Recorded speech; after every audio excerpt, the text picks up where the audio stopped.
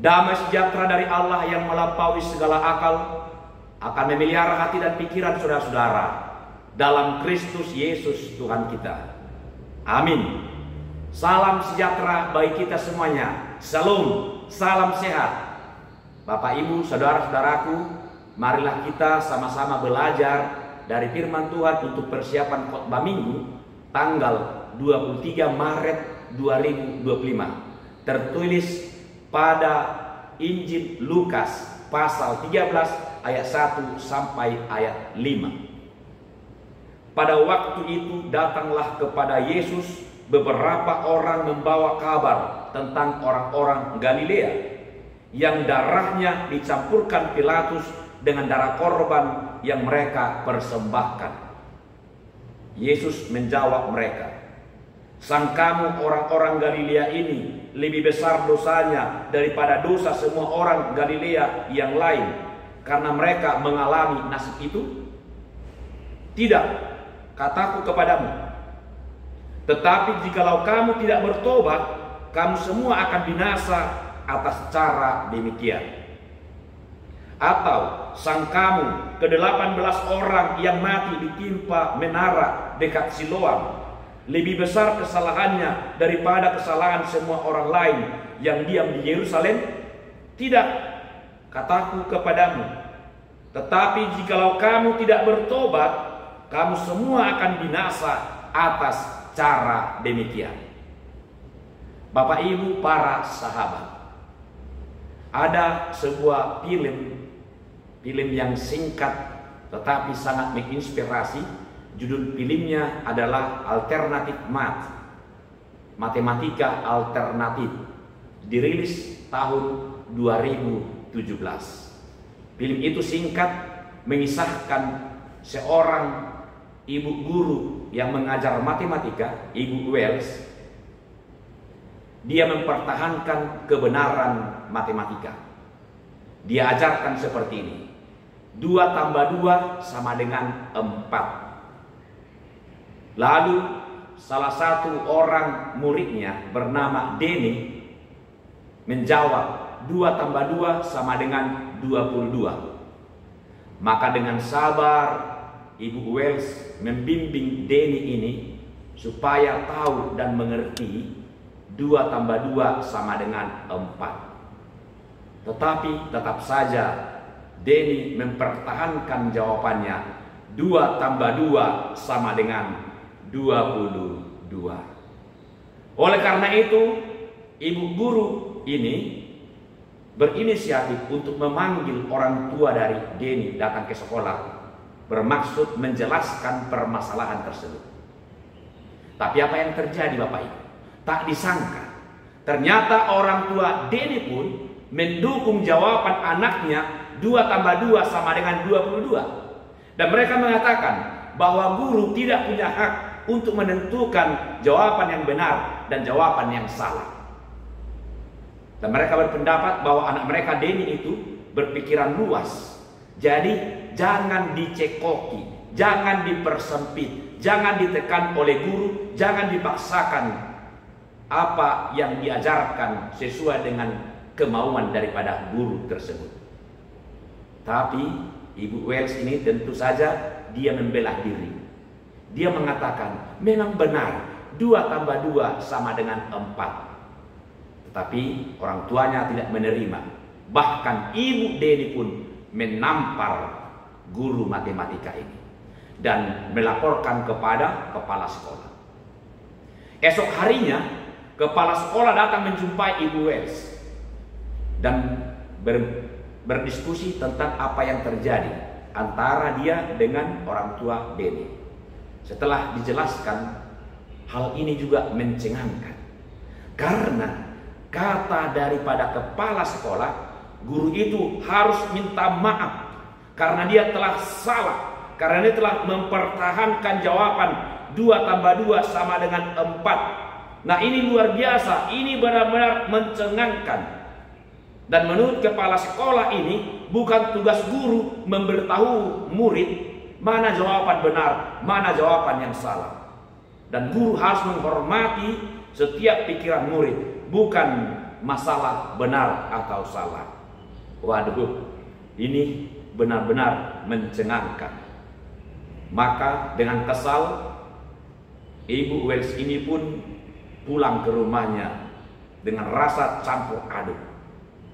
Dan apa yang terjadi selanjutnya, esok harinya ternyata para orang tua murid demo ke kantor pengadilan. Mereka menuntut supaya memecat Ibu Wells sebagai guru matematika dari sekolah tersebut.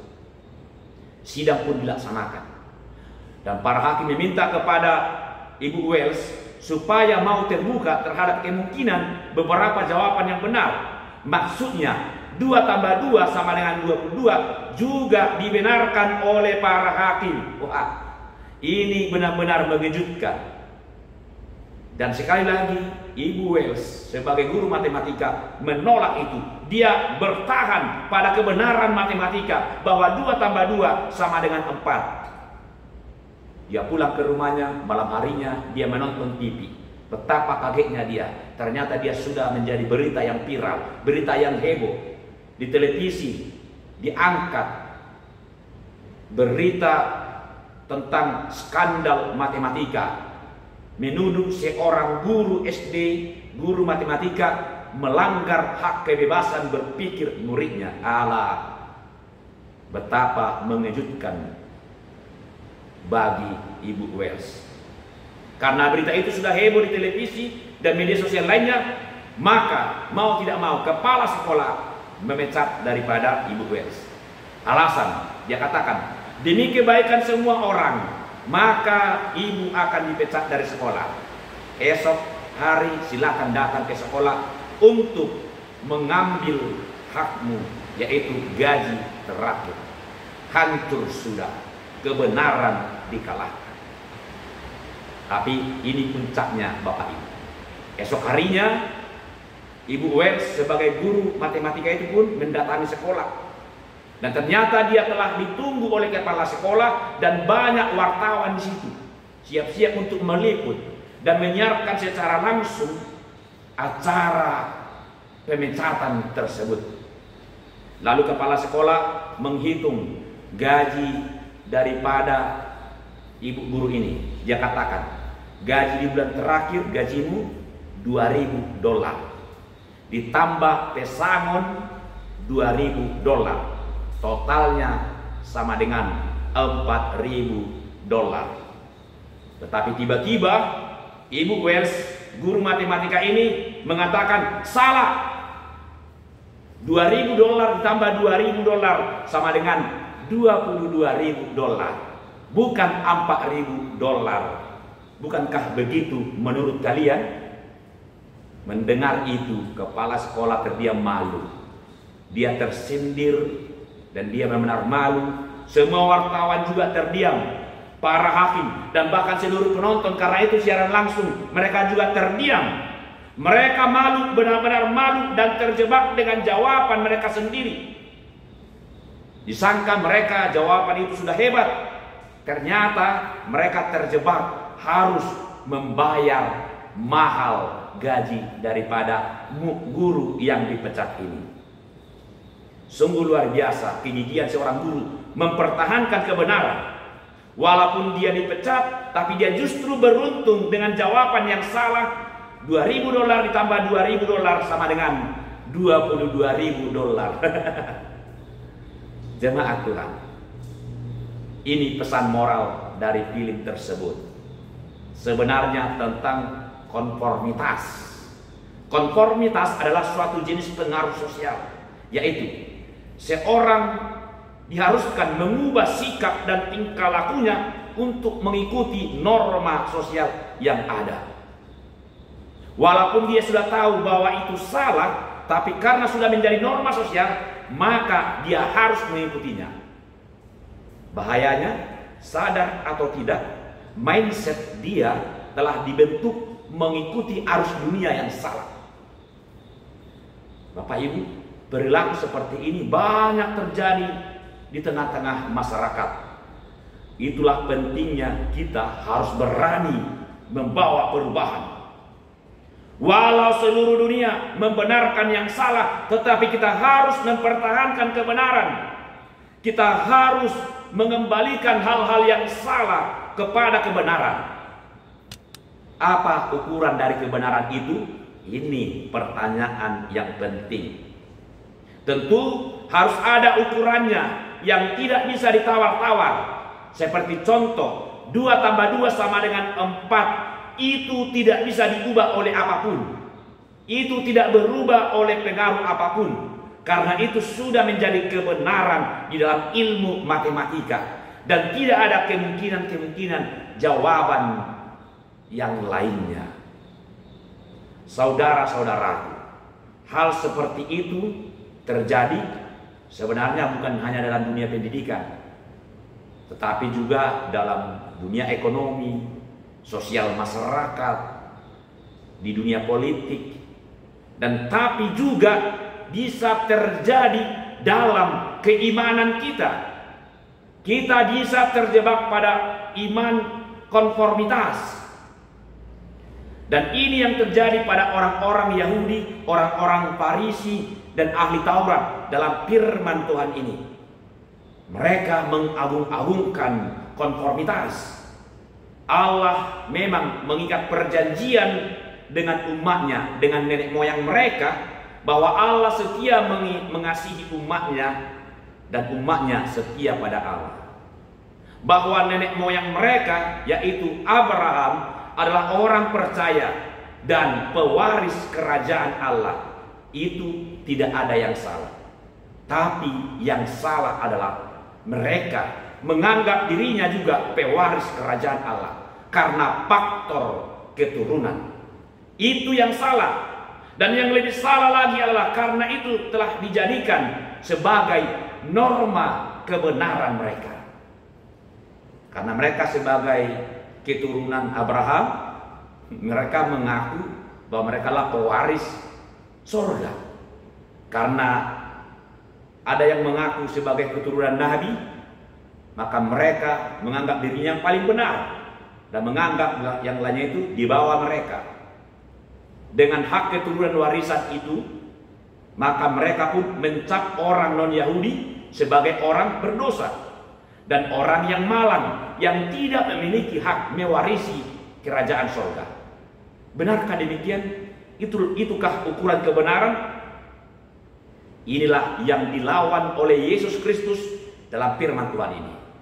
Kita melihat tadi, dalam firman Tuhan ini ada 2 kejadian yang ekstrim waktu itu. Pertama, kejadian pertama, ada orang-orang Galilea mati dibunuh oleh Pilatus, dan darah mereka dicampurkan oleh Pilatus dengan darah korban yang mereka persembahkan.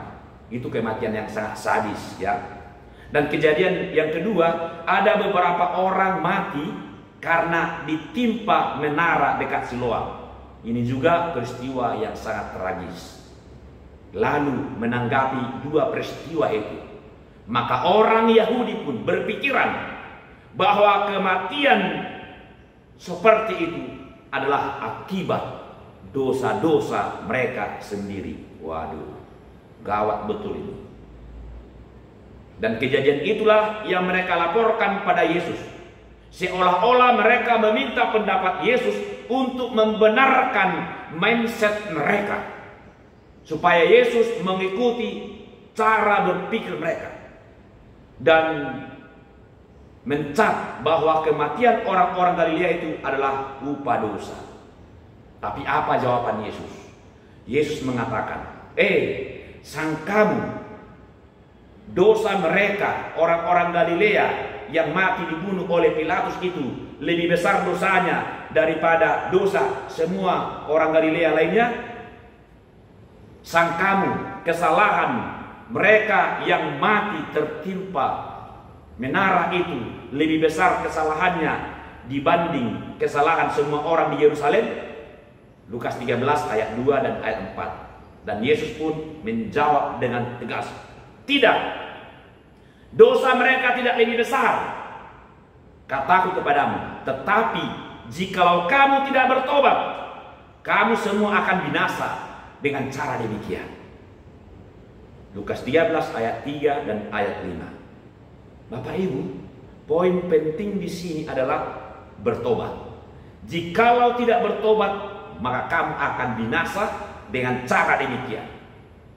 Bertobat artinya perubahan totalitas, perubahan mindset, dan perubahan perilaku.